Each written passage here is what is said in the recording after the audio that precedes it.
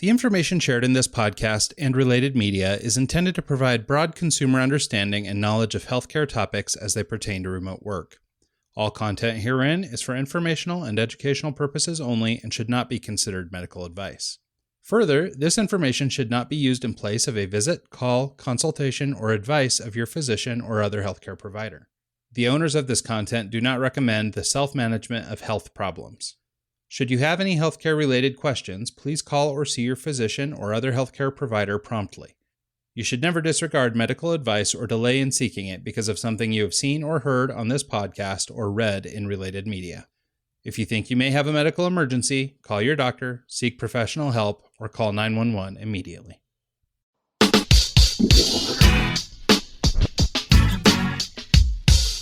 Now there's all kinds of different people in this world. There's only one pie. Hey everyone, and welcome to the TeammateApart Podcast Mental Health Series. I'm your host, Ryan Rogar. The purpose of this series is to destigmatize the mental health issues commonly found in the remote work community. We have partnered with doctors, therapists, counselors, and other mental health professionals for a series of in-depth discussions on a broad range of topics, ranging from isolation and depression to crafting meaningful relationships with others, and maybe more importantly, with ourselves. Our guest experts will share their insights in order to arm teams and leaders with the tools they need to thrive now and in the future. Mental health has always been a relevant issue for remote workers, freelancers, and distributed teams. But in today's climate, the subject is becoming more and more pertinent each and every day. I look forward to sharing this valuable information with you, and please join the conversation online, on the socials, or wherever the audience most suited to hear it can get involved.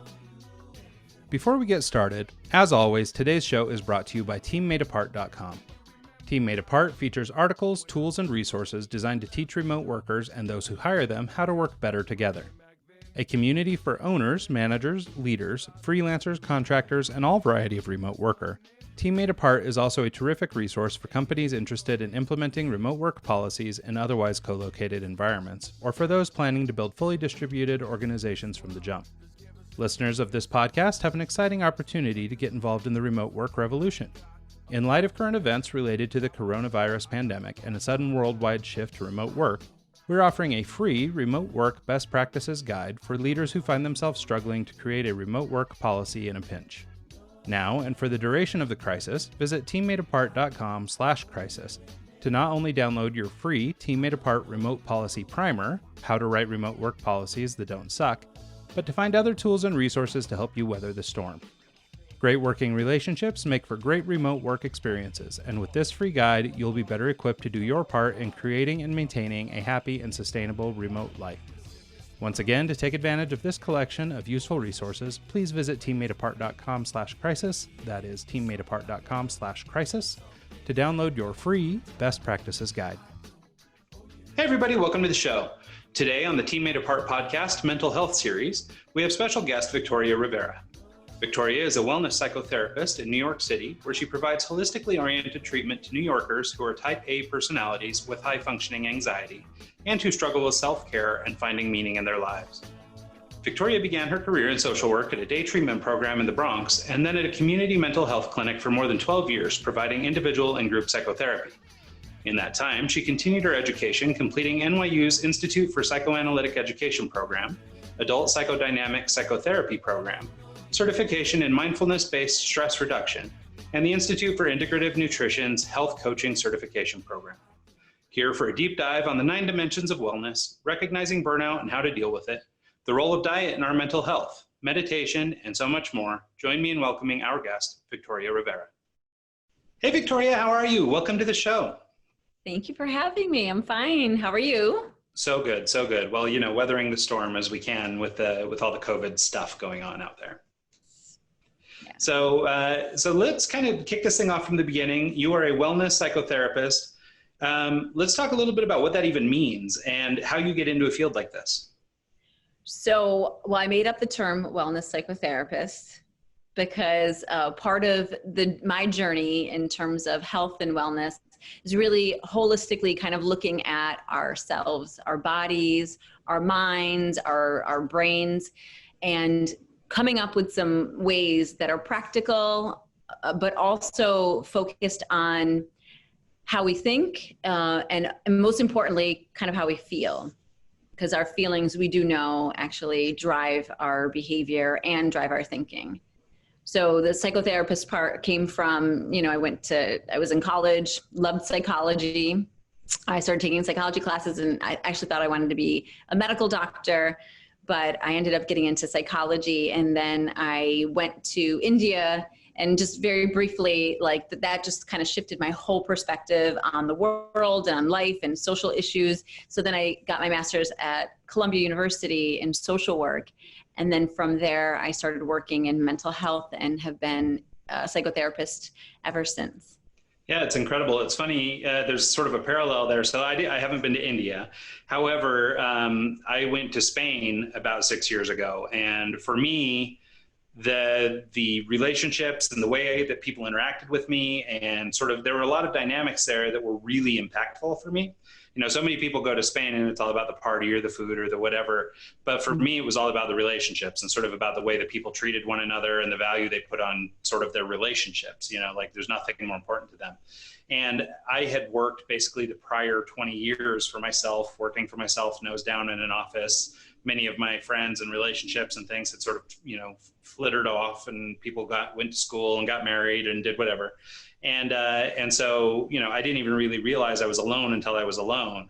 And then when I had this opportunity to go to Spain, it changed my whole paradigm. It was a massive shift. And so about 6 years ago, we started really working on this relationship stuff. And just to give a little bit of background for the people who are tuning into this show, but obviously not privy to the 2 minutes of conversation we had prior to the show, I was just explaining to Victoria that, so much of the work we do at TeammateApart is in and around, developing human relationships. But for me, that's where it comes from. So it's really cool that this experience in India sort of helped steer your ship or sort of put you on a path. Oh yeah, totally. I mean, I think that's what makes like going to different countries so impactful, and it helps you to kind of reorient and learn what you may have learned. And epiphany just now, I didn't even really think about this, but I'm mixed race. So my father's from Puerto Rico. So a lot of Spanish influence. And my mother is American from upstate New York. And the difference between the cultures and connection is pretty evident in many ways. So like in Spain, very like loving and caring and open and, wanting to connect and well, maybe my mom's family is just different. I don't know. But in terms of American culture, it's not as prominent, and I noticed the difference. And so that's probably why when I was in India, I really connected to the culture there, because it's very similar, very family oriented, loving, open, maybe sometimes a little too into your business. I can imagine, but there's something very important about that and special that I think sometimes, growing up in the U.S., we may not have that same kind of camaraderie and connection. Yeah, and that's something I try to point out, right? I mean, I was born and raised here too, so it's like I try to be sensitive to the fact that, we're Americans, and of course we have meaningful relationships here, and of course people have great families, and of course all that stuff exists, right? Even myself, it was just myself and my mother growing up, but I mean, I never didn't feel loved, right? Like I always felt like I had a family, and I always felt good about that. And so, but there's something different about it. It's this intangible quality, and I can't even articulate it very well. But for me, it was so much like, I mean, this first trip that I ever made out there, I didn't speak the language. I had made a relationship with a friend from there, and so I'd gone over to spend time with her. And the way that I was sort of drug into her social groups and drug into her familial circles and all this stuff, even though I didn't speak a lick of Spanish, I didn't understand anything, and they don't speak great English over in Spain. Like none of that mattered. It was like we were old friends, and I was being included in everything. And for whatever reason, maybe it was just the right time, right moment in life, maybe, and I was finally ready to hear it or see it or accept it or whatever. But for me, it was just wildly impactful. And there's something that I've been chasing ever since, trying to figure out how to build that into our businesses and into our life and everything else. So I think it's a really cool thing. Yeah. No, I totally agree with you. I mean, we co-regulate with each other. That's what it is. So that intangible feeling or experience that you're thinking about and feeling is the co-regulation that we have, not just with the people that are close to us, but the people around us, even in like the next door office that we might not talk to or connect with, the security guard, I mean, people walking down the street, there is a connection energetically. And I know that sounds really woo-woo, but I have totally felt the difference between doing virtual visits with patients and working with them in therapy to working with them in person. There is an energy that is just not, it's just not the same. I think it's so true. And I think anybody who's being sort of intellectually honest will say that they know what that is. They can feel this thing. You know, they may not be totally spiritual. They may not be totally whatever, but I know that this is a human experience and that they can say, you know, I mean, to some extent, you know, you can sense danger. You can tell when you're getting daggers from across the room. You could,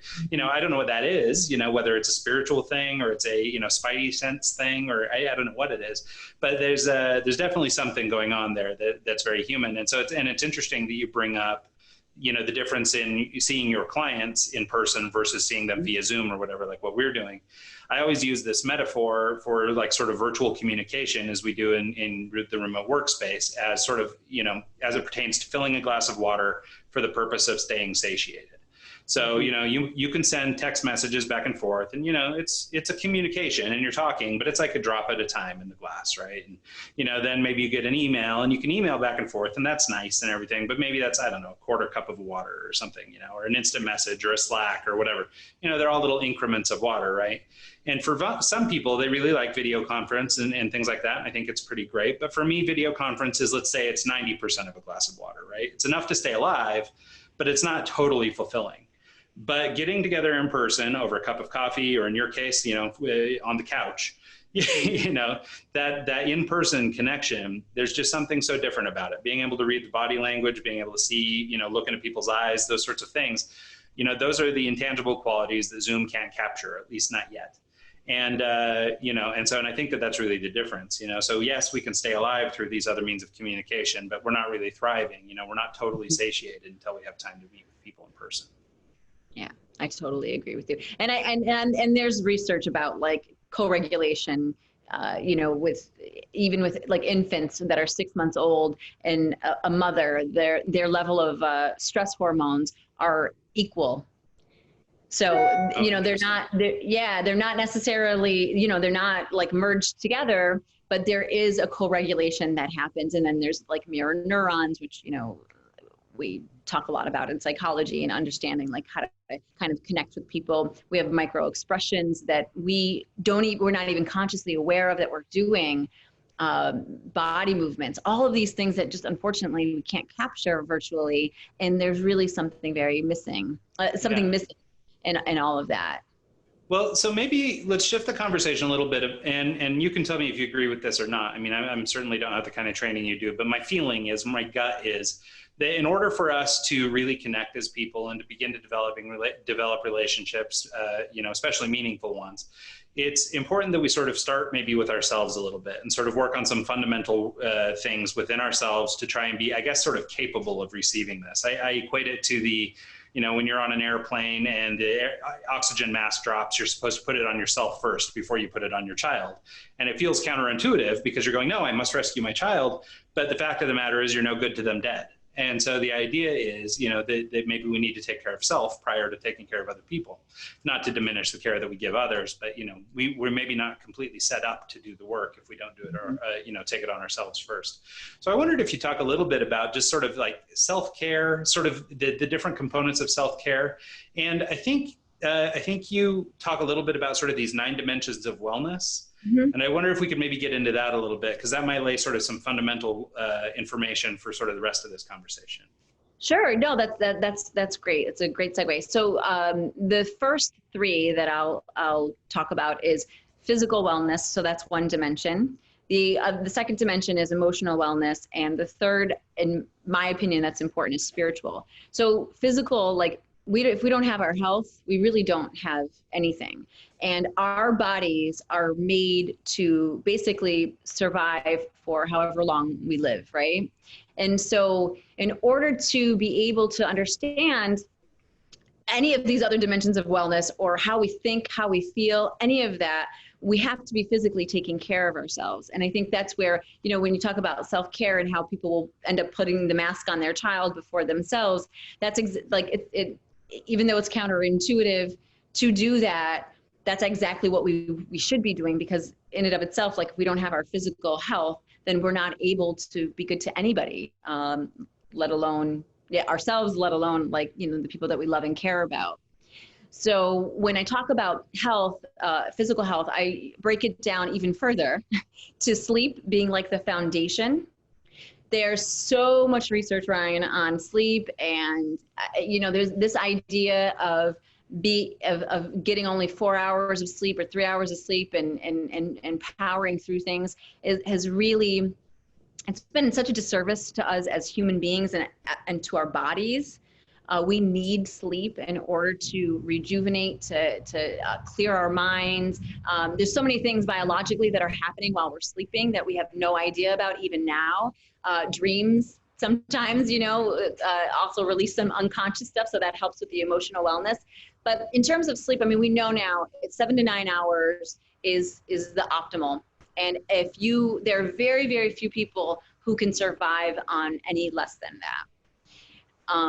And then, so sleep is the foundation. So getting that in order first and foremost, which is a real challenge for a lot of people, and especially when, quarantine happened and I would imagine also too, people working remotely or not going into the office, and like just this whole shift in our circadian rhythms because of we're not doing the same like structure or pattern.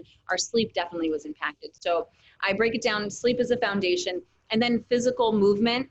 So you don't have to be like running around all over town and, running marathons, but you do need to move your body. You need to walk, you need to like stretch. And these are things that we know as humans we've been doing for, eons, right? So it's a part of actually taking care of your physical health. And then the third is diet. So food is the number one pharmaceutical that we put into our bodies. And unfortunately, our food system does not cater to our historical biological bodies in a way that it used to. So there's a lot of chemicals, herbicides, pesticides. There's food additives that our brain is thinking that it's getting nutrients that it needs and gets excited about it.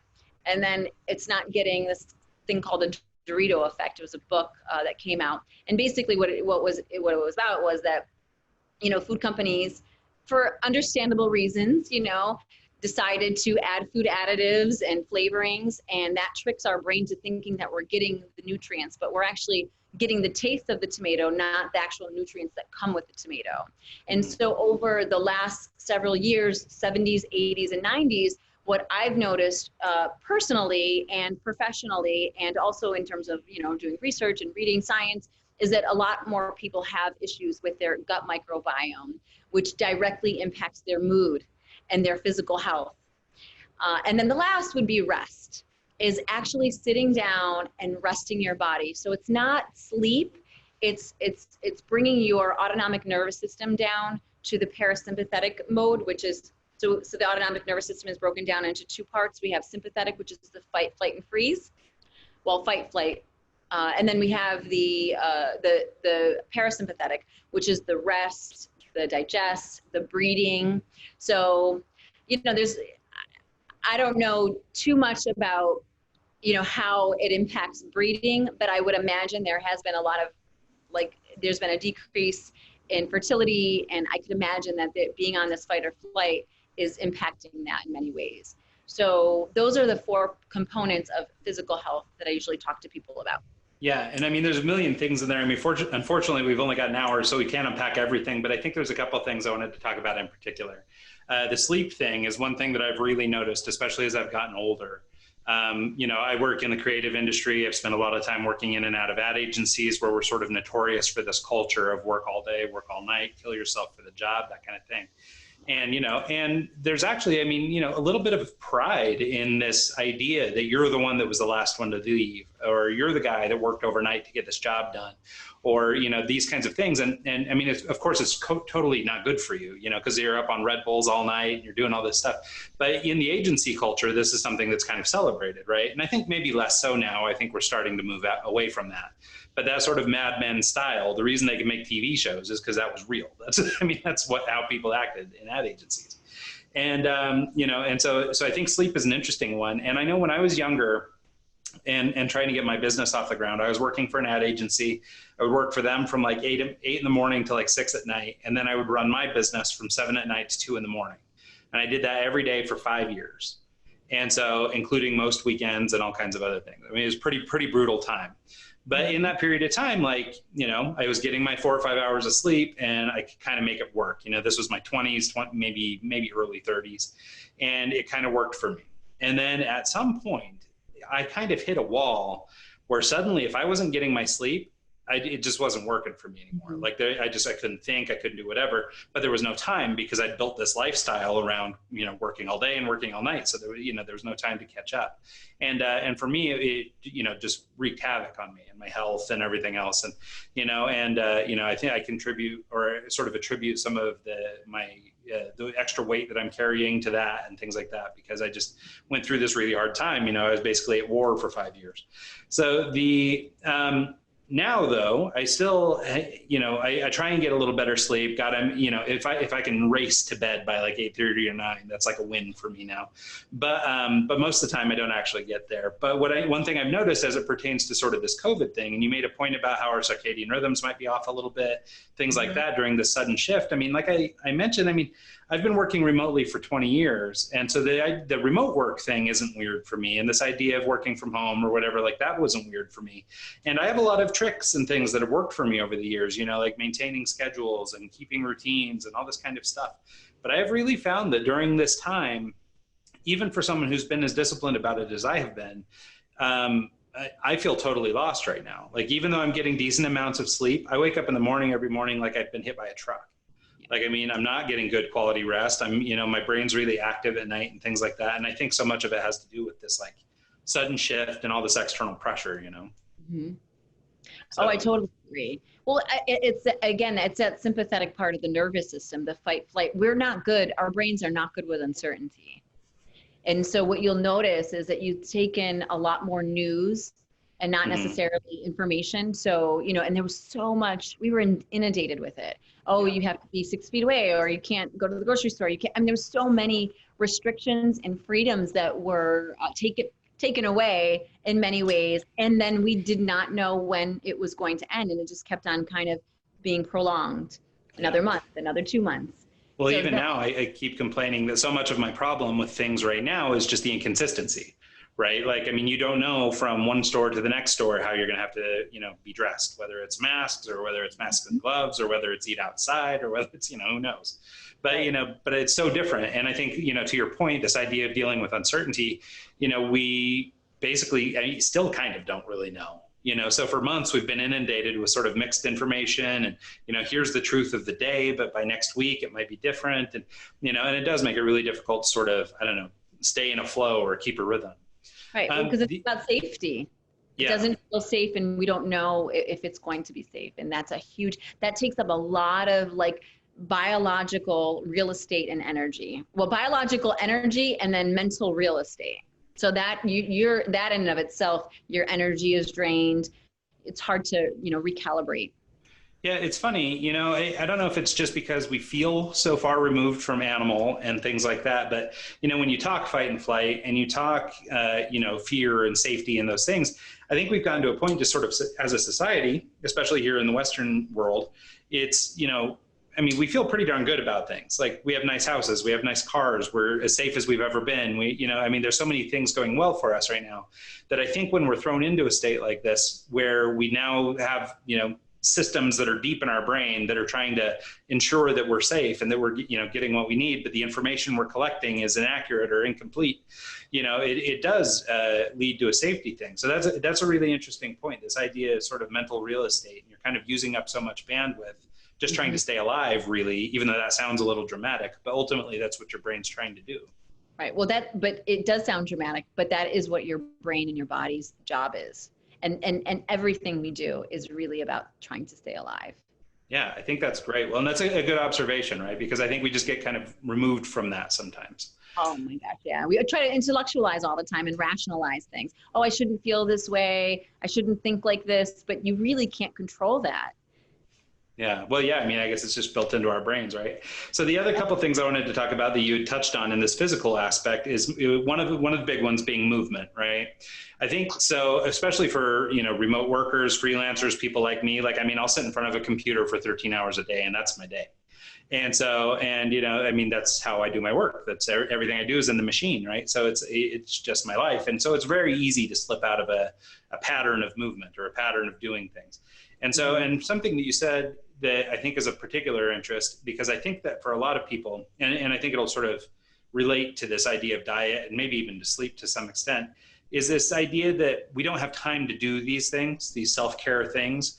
And it feels like we don't have time because everything feels like a big commitment, right? So like I like doing spin class, right? I don't know why, but for some reason I like spin. So I started doing spin class. But I was finding I was having to go to the gym. I was burning, getting dressed, getting ready, going to class, then afterwards showering, cleaning up, all this stuff. And it was like 2 or 3 hours, 2.5 hours out of my day. Right. And for me, when my whole day is spent in front of the computer, I can take that 2.5 hour chunk out of my day, but that means I'm working 2.5 hours later, right? So now I'm working until 9 instead of 7. And so like, that's not a free pass for me, right? And so what I found is that because of this big obligation to go do this physical work, I wouldn't go do it. It was just really easy to blow off, right? Because it was this massive commitment. But you mentioned that it's not so much about that kind of routine. It's just get up, just walk around, just do that thing. And so, so I wonder if you talk about that a little bit, just, sort of like what constitutes movement? Because for me, like my impulse is if I'm not out training for a marathon, then I'm not doing my part. Right. Yeah. Well, look, humans have been walking for a long time. And just walking around and getting outside and walking around the block, or doing small movements, even cleaning, sweeping, mopping, like cleaning up can be movement. It's just moving your body so that it's not stagnant and staying in the same place, and that you're getting your blood flow. It is recommended that you do some vigorous like cardio type of exercise a couple of days out of the week. I mean, I know for, here in New York, we couldn't really even go outside, and it didn't even feel safe to be outside in many ways. So there was no real room to have, all the gyms were closed. Like there was no room to have like kind of and do cardio. And, you could do it in your apartment, but hey, look, again, like we talked about with energy, biological energy is being taken, and mental real estate energy is being taken. And so your body is much more likely to want to rest, as opposed to counterintuitive, as opposed to, taking the yoga class on YouTube or doing like jogging in place. It feels easier, and it is easier because you're not expending the energy, and the energy is limited in many ways. Although again, it's just like kind of, the mask, right? First, even though it's counterintuitive, you first do it for yourself, and then you end up having more energy when you have exercised. Well, it is really interesting, sort of this, I don't know if it's an epiphany or a lights come on or what it is, but this thought, again, to this idea of safety and just sort of brain bandwidth being used up, it does sort of explain a lot of things that I'm just trying to think anecdotally in sort of my day and the things that, we're doing. Because I mean, in general, I try and avoid the news. I don't really watch the news. I try and keep my distance from a lot of the sort of social stuff that's going on in the world, just for my own mental well-being, because I'm quick to go down the rabbit hole somewhere. And so it's better for me to just try and keep a little distance. But it's interesting because, like, to your point, I mean, yes, of course it feels easier to just loaf, I would sort of have probably attributed that to being lazy or not trying as hard or, whatever. Right? Lately, I've been blaming sleep a lot, but now in context of, maybe your brain's working at like 110% all the time right now for survival's sake. It makes perfect sense. You'd be kind of tired and not really in the mood for stuff. I do not believe in laziness. Yeah, well, and I think that, it's funny because I think for many years, for a really long time, so many people put so much focus on that, right? If you weren't busting your hump, you were being lazy. And, and it's funny because like my mom never imposed that on me growing up, but I still have sort of leaned that way. And maybe it's just kind of agency life and, fast creative business. And you sort of get into this mode where if you're not hustling, then you're falling behind.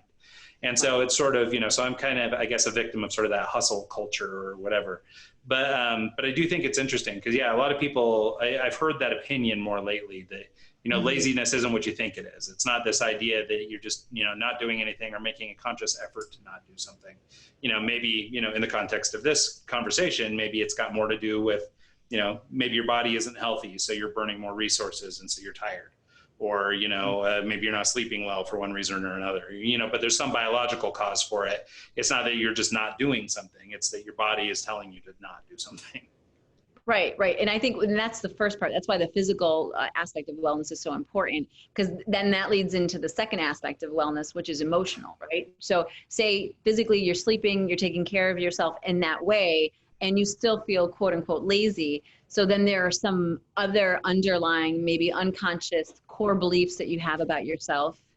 I'm not good enough.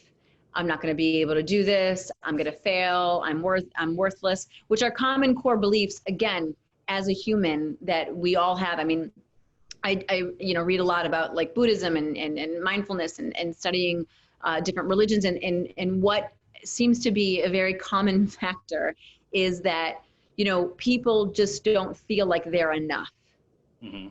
And when you don't feel like you're enough, it's hard to put in that energy and effort to just try things, to see what would happen if you did try it. So it's kind of easier in some ways to not put in the effort and to say, well, I'm just lazy. And then again, then we have the critical voice, which is a whole nother aspect of emotional health.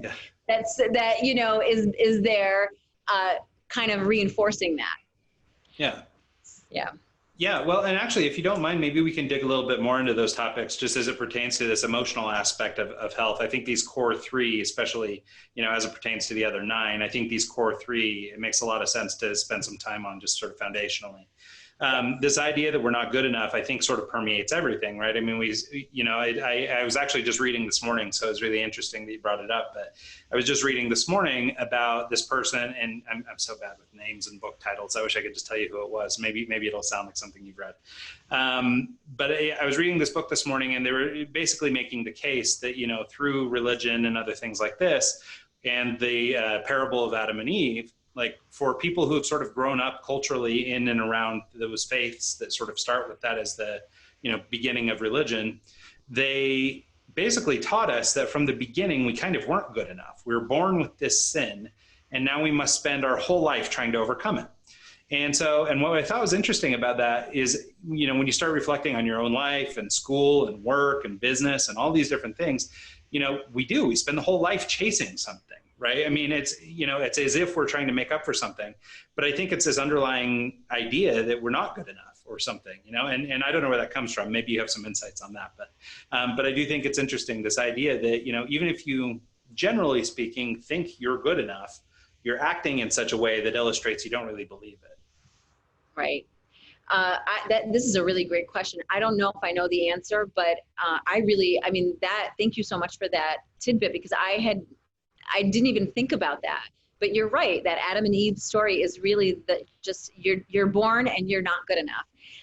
How I think of it oftentimes is, I go back to the idea of like worth, right?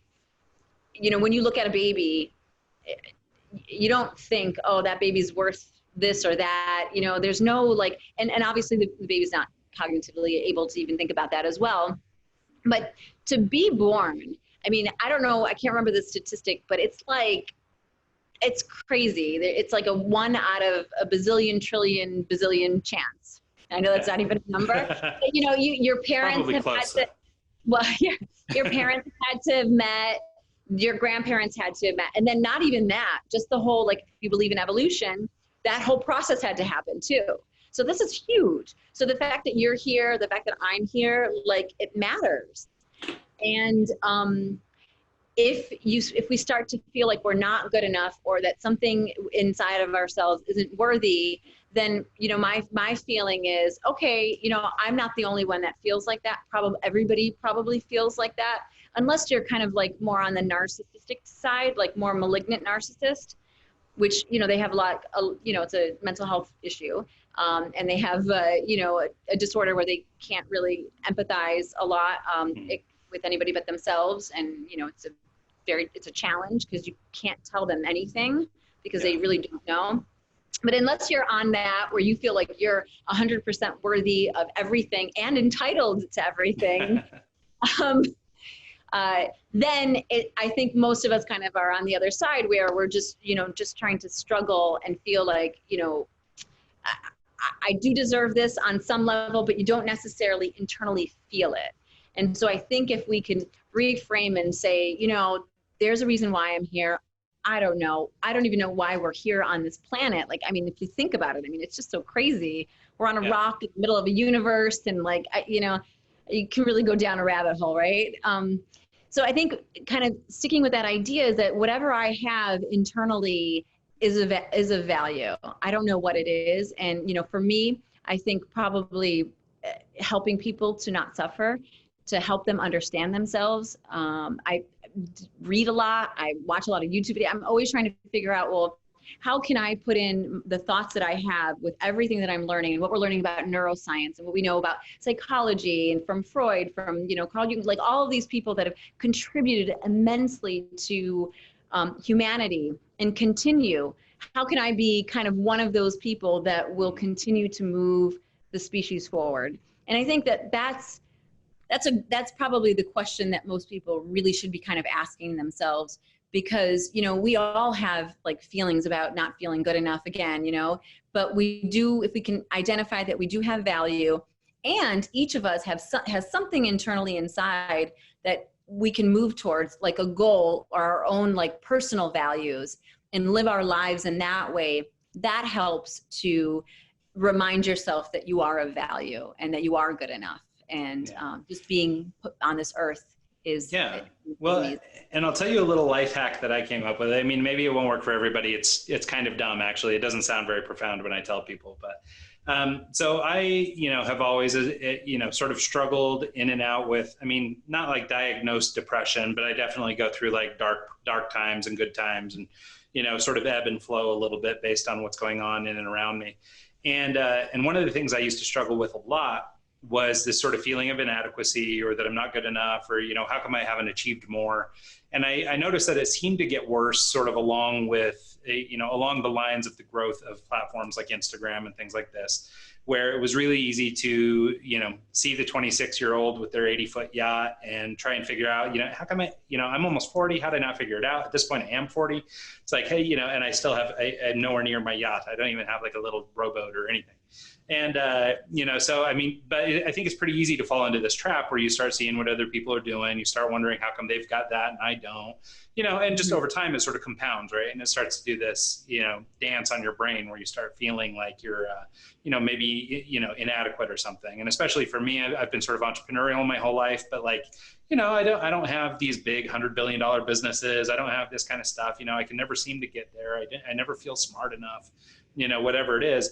But the thing I started saying, and it's just this little, I don't know what it is, not really a mantra or anything, but it's kind of this frame of mind, or maybe to your point about reframing. And I was reminded of it when you were talking about just sort of how grand it is, the fact that, parents met parents, and all the way down to, sperm and egg, the fact that this worked out and we were actually born is pretty magnificent. And, but for me, I'm not particularly spiritual in that sense. I don't look back, or think of sort of this higher power approach. But for me, what I've done, and, I'm a big advocate for trying to, take responsibility for the things we've done and stuff like that. I always say that basically it took every step I've ever made to this day to get to where I am now. And it's just this concept that there was no other way for me to get to this conversation with you, Victoria, for example. I couldn't have, gone any other path. There was no straighter line that would have got me to this conversation or this particular moment. The only way to make this happen was 40 years of meandering.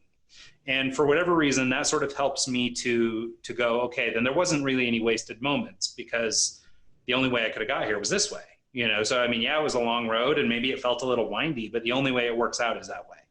And that just sort of, I mean, it's like a little mental trick or something, but for me, it kind of gives me some pause and makes me feel a little bit better when I go, oh, okay, well, it's all just been part of this journey. And, I couldn't have, made it rich by now because this road didn't go to that, maybe we'll get there down the road, but this road got me here, and this road will take me to the next thing, and so on. And so just like I say, it's a little, I don't know if it's a life hack or what it is, just some sort of positive affirmation, but it works for me. So if anybody's struggling, that's something to try. Yeah, well, I think that's amazing. And actually, as you were talking, I was thinking immediately about therapy And, most people or many people who come to treatment, they've had some sort of trauma, whether it's a big T or a little t, like, emotional neglect and deprivation on some level of not getting what you needed as a kid and as a child, to like some really big traumas. And that's a big challenge, because it's like, you're working with people, and we all know, and I know that, look, they are so amazing where they are right now, and that they're moving forward, and their lives are going to be so much better, that they're like actually addressing all these feelings and all these traumas and all these things that have happened that have felt for them really unfair, and have been unfair, honestly. There's just so many things that we do to other humans that are just horrible, out of anger, out of fear, out of disgust, and we hurt other people. And so, helping somebody move through those feelings is the most important part of therapy. And that's why emotional health and wellness is so important, because we need to move through those emotions. Those emotions get stuck inside our bodies. We know that now with lots of research. They get stuck in our brains with obsessional thinking or rumination, things that we think about in the past. And so the work is really helping somebody to move through that with a loving, caring person in a relationship, because that's what the therapy is. And that's why this virtual stuff is so hard for me, is because, again, there's like communication happening that's not happening, like verbally. It's emotionally, it's body language, it's connecting in a very deep level. And that is the repairing, and that's the processing. And so, what I would say is, I love what you're saying. It's so true. But when somebody is in that state, like you said, where, you're comparing yourself to other people, it's hard to think that. It's hard to think that, but it's also hard to feel it. So what we do is we try to get people to actually really feel it. And it sounds like you feel it. Yeah. And for me, like I said, it was a pretty impactful moment when I came upon this, dumb little phrase that I uttered to myself. But it did make a real tangible shift for me. Like, it did get me to a point where I wasn't all of a sudden feeling jealous, or that I've underachieved, or that I just didn't, I didn't do the right thing, or I made a bad choice somewhere along the way. It really helped me work through all that stuff. And so for me, it was really valuable. You started talking a little bit about therapy, and, I wonder if you talk a little bit about sort of, like, I think that as a society, we're taking a lot of steps in the right direction towards mental health. I think for a long time, people were kind of, sweeping stuff under rugs, or just not talking about things. I even look at people sort of like my mother's generation, and when you talk to them about going and seeing a therapist or something, it's like, nah, it's crazy talk, but it seems to be a little bit more acceptable now, and it seems to becoming more and more acceptable. But I wonder if you could talk a little bit about sort of overcoming stigma that's either, attached to things like therapy by other people, or that's sort of coming from within. So, and I guess what I'm trying to get at is, how do we overcome these kinds of problems, where maybe we're not taking action to take care of ourselves for fear of some judgment from somebody else, that kind of thing. Well, I like what you said. I think it's really a fear of judgment within yourself. It's not what you think about yourself. It's not what other people think about you. It's what you think other people think about you. And so, because therapy, and one of the amazing things that have happened from COVID-19, from all the movements that are happening, Black Lives Matter, is that people are recognizing that there are problems in the world that we have that have to be addressed. And so this is a foundation. And how do you address the problems? I really struggled, especially because, in New York, we had a lot of protests. And I really struggled as a therapist. I have an Instagram trying to figure out how can I be of service and what could I do? And I first had to go back to basics, which was, how do I feel? What's going on internally for me? And recognizing the complicated feelings that I have. And so, it's a challenge, because I've been in therapy for a long time, for 9 years now. And I've learned so much about myself externally, with both being in therapy and externally, because of these circumstances. And I think that has actually changed a lot of people's mind about therapy, and having a stigma about therapy. No one is okay. Like, no one's okay in all of this. Like, no matter where you are, if you didn't, no one's unscathed. So I think what this has opened up a decrease in like a stigma in mental health. And I think it's opened up a dialogue about how are you actually really doing, because no one was doing okay, especially when, you know, after the first couple of weeks and months, you know, and even now, like you said before, you know, things are popping up that one would never have imagined that they would pop up for you internally. I remember, you know, because living in New York, I've been living in New York for such a long time. Part of the reason why I love New York is that there's always people around, and being around people calmed my nervous system. I felt safe. Going outside when there was nobody outside and thinking that maybe there was somebody like lurking to hurt me was something that I had not had an experience for a really long time. So that forced me to kind of think about my own like mental health and my own wellness and some of my own childhood issues that popped up as a result. Yeah, no, I think that makes real sense. I mean, especially, you know, you're so used to it, especially in a place like New York, you know, where it is just shoulder to shoulder all day.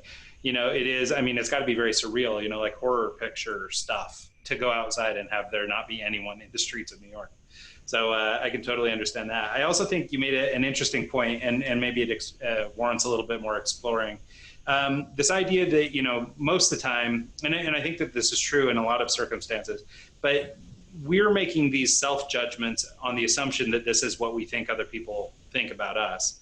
When the reality is, I think most people are so wrapped up in their own business and judging themselves for their problems that they're not thinking about you at all. And so I wonder, I mean, are there, I don't know, strategies we can employ, things like that, to try and get around some of this kind of stuff where we're kind of up in our own head? You know, I mean, people accuse people of that all the time, right? Oh, you're just up in your head. You're working, you know, you're working yourself up into a lather or whatever. And I think that this idea, you know, is definitely something worth exploring, especially from the perspective of somebody who spends a lot of time working at home or working apart or is now feeling sequestered or whatever during COVID. You know, it's really easy to get caught up in our own head and our own sort of negative thought patterns and just sort of, you know, we've talked a couple times or sort of referenced this rabbit hole people can go down. And I think it's sort of maybe all related, right? This sort of self-judgment and this idea of sort of these negative thoughts and then sort of churning and all this stuff. So I wonder if we could talk a little bit about sort of that phenomenon, but then also if there's some strategies we can use to work through it. Yes. So I'll go back to the example that I used earlier for myself. Was when I went outside, I could feel my nervous system constrict and contract and feel like I had to be on alert because I wasn't sure, I wasn't feeling safe. So that was such a strong emotion for me that when I started like thinking about it, and this is a really good tip, if you have a strong emotion, if you feel hysterical, there's some sort of historical backbone to it. So then it got me thinking, okay, when did I feel unsafe?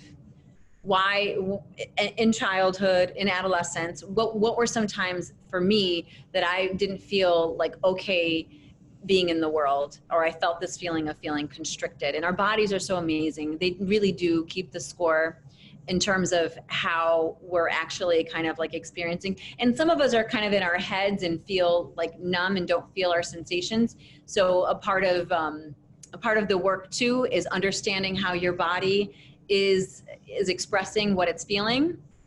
I think that's very important. So I had to kind of go back, and that's what I do with a lot of the people that I work with is like, you know, if you had, for example, you know, you had a reaction about what your boss said and you were so pissed about it and you couldn't sleep that night. There's something about what your boss said and maybe something about his personality or characteristic or something that reminds you of somebody in your past that there's like this, you know, concept called transference. So that you have transferred that strong emotion to.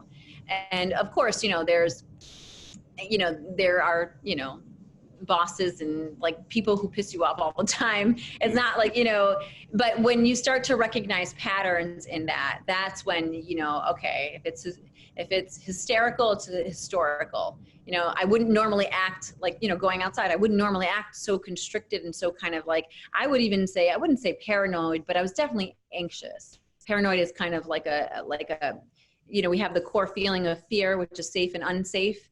And then anxiety is the physical manifestations of like that not feeling safe. And then paranoia is like when your brain doesn't feel safe and starts to like, you know, the perception gets a little bit misconstrued. So I think that's a like really kind of like being self-aware about how you're feeling, both emotionally, what you're thinking, and then also what your body is communicating to you. On that point, I think that there's really something to this idea of self-assessment. You know, as we sort of talked about at the beginning of this thing, it's funny. One of the observations that I've come across just in all the podcasting I've been doing lately and all the people I've been talking to is that no matter how much the world seems to have changed, right? The world is on its head. Everything is nuts. It's COVID, you know, everything's on fire. But the reality is that the fundamentals are sort of still true. Like the things that are important in life are still important, you know, safety, security, relationships, you know, many of these aspects that we're talking about sort of, you know, as they pertain to emotional wellness. Those things existed before. Maybe it's you know, become more urgent that we take care of those things. Maybe we could coast before, but, you know, but all of a sudden those things are brought into focus, but they were always there. And so for me, that's been a little bit of a, I don't know, a saving grace through all this, because it gives you something to hang on to, right? It's as if your feet are planted and the world's moving around you. You know, and so I think there's this opportunity to sort of look at this. But I think for a lot of people, they get caught up, you know, they get their feet off the ground and now all of a sudden they're flying around and they don't know what to do. And so I think to get centered, you know, some of this foundational information we're talking about, I think it's really important that we do learn strategies to self-assess, and so that we can become cognizant of the voices in our head and what it is we're doing. Do you have any sort of, I mean, again, tactics or any ideas, you know, how we can sort of find self-assessment? I mean, I know that, you know, you can take, I don't know, Instagram polls or whatever. I mean, there's stuff around, right? Personality tests and things like this. But I mean, are there tricks for sort of becoming a little bit more introspective? Yeah. I mean, well, therapy. Yeah. and the great thing about it now is that it's remote, and I mean, in some ways it's helpful to be remote, because then it's a wider audience. You know, you can talk to somebody. So I could probably work with somebody I would never see or work with because they're even across town, you know? Mm-hmm. So that is very helpful, because what you're doing in therapy is you're just talking, and what the therapist is doing is they're paying attention to what you're saying and kind of hovering over, given your history. You know, usually we do an assessment, a psychosocial assessment about like what, you know, you've been through in like from being born. And I often talk about parents and your parents, because we also know generational trauma and generational issues that get passed on to us as we move forward in life. And sometimes we don't even know why we feel the way that we feel, but, you know, we grew up with an anxious grandmother, and then that could have impacted us. So there's so many different things. So that's why it's important to actually have like a person who's kind of objective, paying attention to what you're saying, because there are things that you're saying and patterns that you're saying that you're not so aware of. So there's that. There's also like, if you have a partner or a friend, a good friend, you know, one of the things that, you know, just to get back to safety that I've noticed is, you know, trust is a very tenuous characteristic, and a lot of people have a hard time with actually fully trusting people in many ways. And so having somebody that you trust and just asking them, like, where am I crazy? You know? Yeah.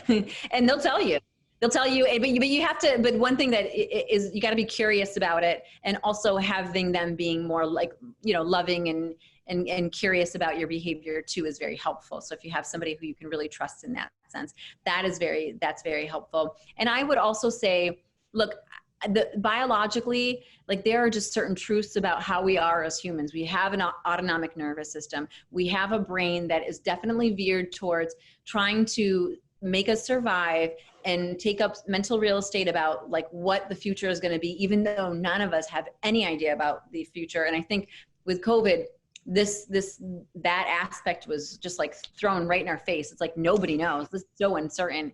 And then we also, you know, have a brain that will veer towards the past and will ruminate and say, oh, I should have said this, or I should have done that, or, oh, you know, and then we all have these core beliefs about ourselves. So I think if you can if you can do those things, if just like look at yourself as like a specimen and take data without judging yourself throughout the day and your thoughts, you know, oftentimes our thoughts are very similar every day. We think like this, like similar thoughts every day, even though we have like a bazillion thoughts that are going through our minds, we have similar feelings. So if you could look at yourself objectively, and it's hard to do that if you don't want to go to therapy, if you don't want to ask a friend, that could be another way to build self-awareness and self-acceptance as well. Yeah, which I think are both critical. I mean, that's definitely one of the things I'm taking away from this conversation so far. So, you know, I've allowed us to go too far down this road, and I'm going to have to skip a bunch of my questions. There's just so many stinking things that I would love to bring up, but I think that the stuff that we've been talking about is wildly important, and I think it's very critical that we have that conversation. But I think it dovetails in really nicely to this last topic that I wanted to cover sort of in these last 10 or so minutes. And it's this idea of building resilience and sort of mental fortitude, I guess, is the way I'm describing it. So right now, as we're dealing with problems, you know, with COVID and everything else, I mean, obviously it's unprecedented. We haven't had to deal with this before. So to have tried to prepare or be mentally ready for this might have been not doable. But I do think that there's something to this idea or this, you know, aspect of our lives in which there's sort of a world that can be sort of imposed on us, or there's a world that we can sort of take control of. Now, granted, we can't control if a meteor is going to hit the planet, or if we're going to lose our job necessarily, or whatever, you know, I mean, there's a lot of things we can't really control. But I think that this idea that I'm trying to get down to the bottom of this idea of building resilience is more about, I guess, sort of, you know, in large part, what we've been talking about, making sure we're feeling safe and secure, being comfortable with ourselves, and sort of getting to where we can actually, you know, apply some self-care and self-love, and sort of, you know, getting to this spot where we're kind of mentally good. So then the small stuff doesn't bug us, you know. You talked a little bit about transference and this idea that, you know, your boss gets crappy with you or whatever. And I feel bad, sorry for my wife, because she may listen to this, but, you know, I mean, there's definitely been instances where she's jumping at me kind of irrationally. And then I hear later her complaining about something, and I go, oh, wait a minute. So you weren't even like that mad at me. Like the real problem was this, but, you know, you were just trying to get it out, or I had said something that triggered that, or whatever. And so this transference is a big part of that. But, you know, maybe if we were all sort of in a better mental state, or if we had a better control over our systems, we might better be able to sort of deflect these things coming in. Mm-hmm. And so now, just sort of given this COVID world that we live in, and, you know, there's so many people focusing on the new normal and what it's going to be, but I mean, God knows. And so if we're trying to sort of figure out how to go forward, but with strength, I guess, and I'm trying to figure out how to talk about this, because I don't want to talk about it in the frame of like manliness and, you know, flexing muscles and, you know, like I don't want to talk about it in that way, but there's still sort of this intestinal fortitude or strength of purpose or something that I think we could talk about, that, you know, there might be some skills that we could develop that might allow us to be resilient through problems like this, so that we're better able to cope, I guess. Right.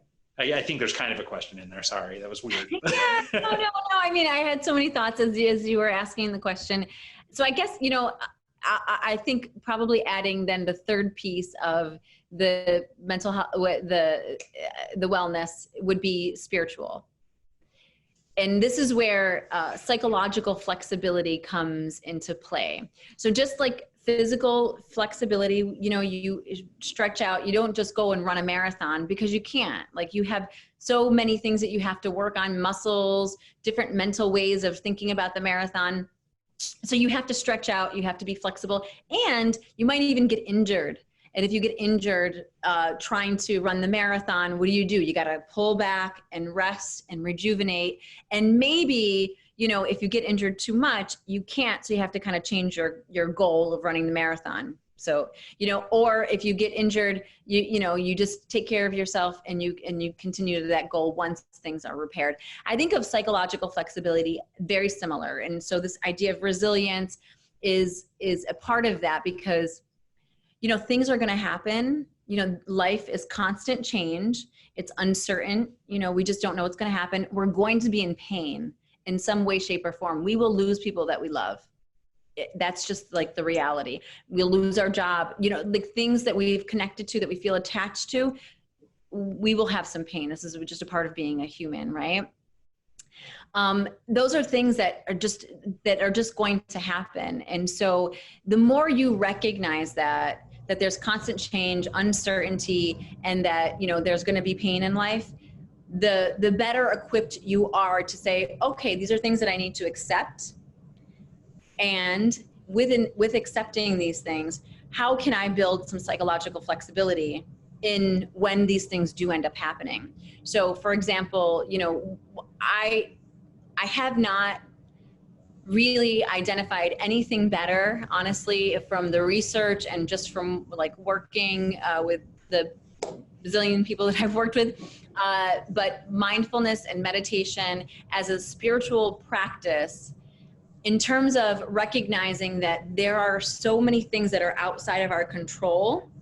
And what mindfulness and meditation does for us, it helps us to bring our mind back to the present moment and to build that psychological flexibility. So I don't know, do you ever meditate, or have you ever done mindfulness? I've tried, and it's really funny.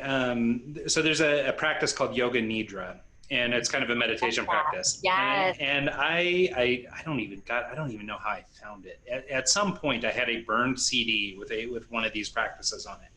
And I remember doing it one night, and for me, it was like insane. Like, I got to this point where I was feeling like out of body and all this stuff. It was really weird, right? Super trippy.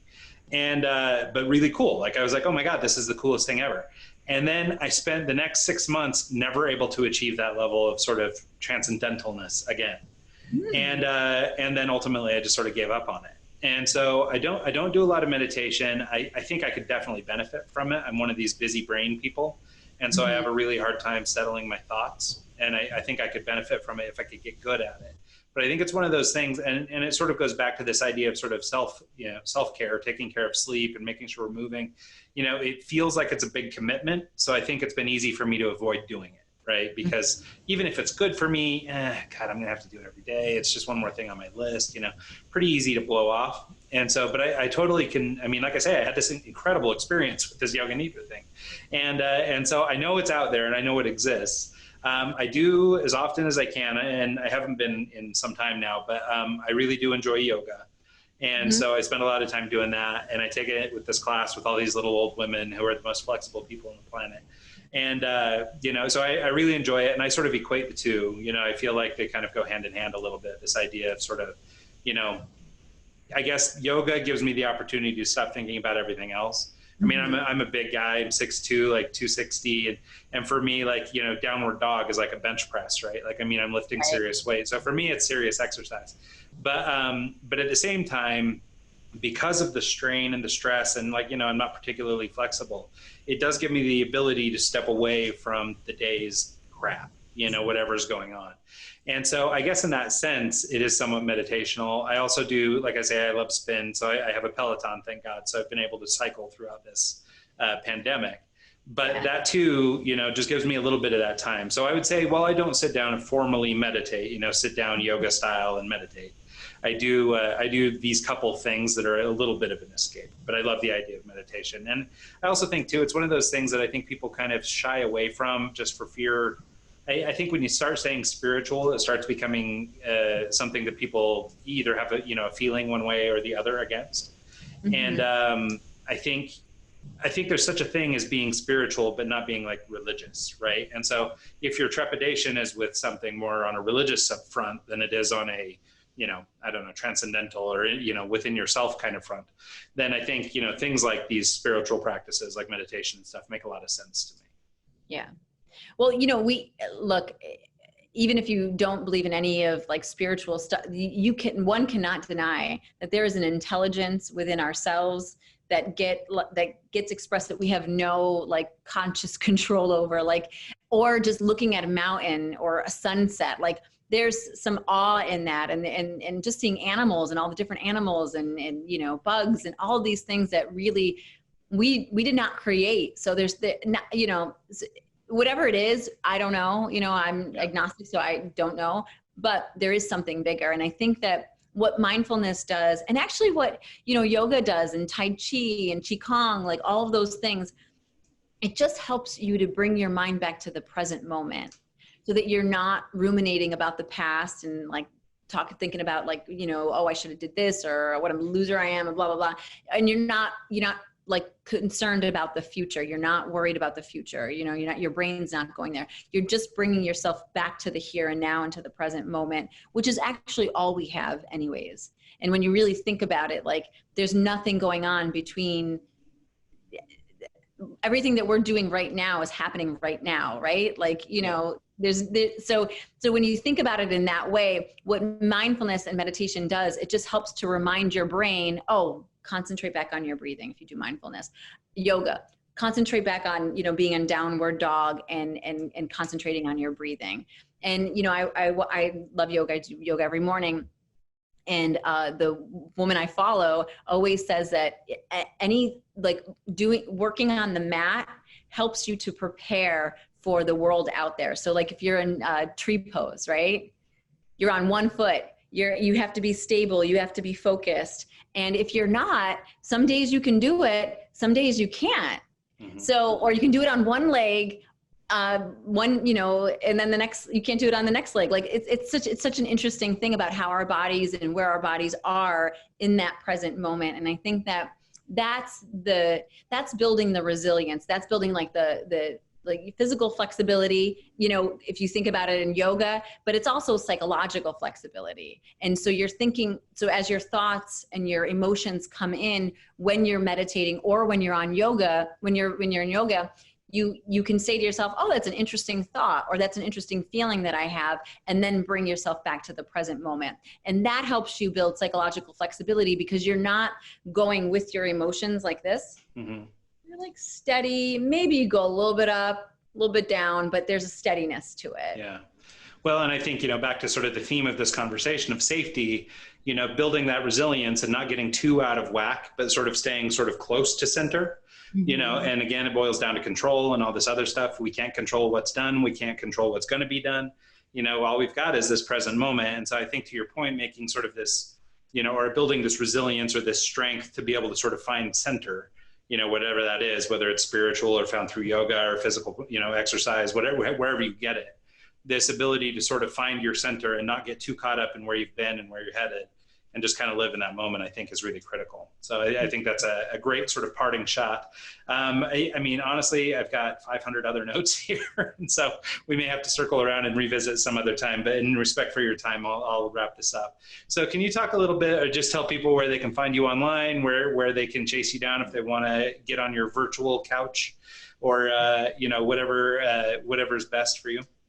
Yeah. So, I have an Instagram account, Wellness Psychotherapist, and every Wednesday I have a Mental Health Wellness Wednesday that I post.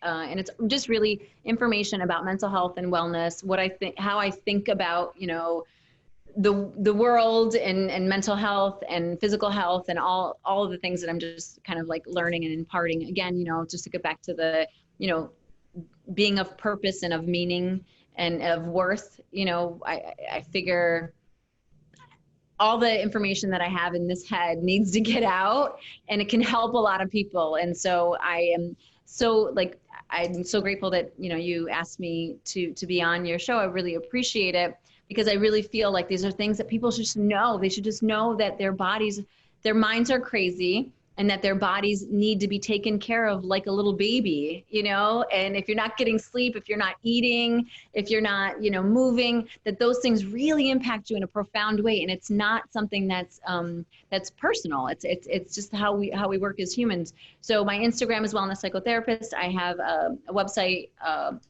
wellnesspsychotherapistnyc.com. And I also have a Facebook page, Wellness Psychotherapist. Cool. And we'll be sure to share all that stuff in the links. It's funny. I was just thinking as you were sort of closing out there, it came up in one of the other conversations in this series. So depending on how this airs, people will have heard it or not.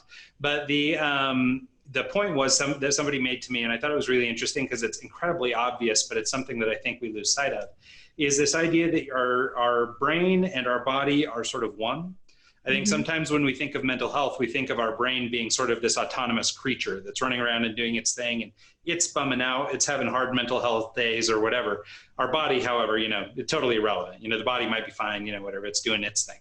And so, but I think this idea that they're somehow separate instead of being merged into one thing, and that mental health is a brain problem, not a whole body problem, I think is really interesting. And so I think, it's just interesting that you brought that up as well, that sort of, throughout this discussion, as we're talking about safety and health and over, being, maintaining physical and emotional and all these different levels of mental wellness, it really is about this whole system. It's about our whole body. It's not really about this just, fixing our brains or whatever. And so I just thought that was kind of an interesting observation. It seemed like apropos to bring it up before we get out of here.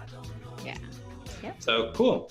Well, thank you so much, Victoria. I really appreciate your time. This was awesome. And like I say, I could have gone all day with you. So I'm really grateful for the time that you were able to whittle out for us.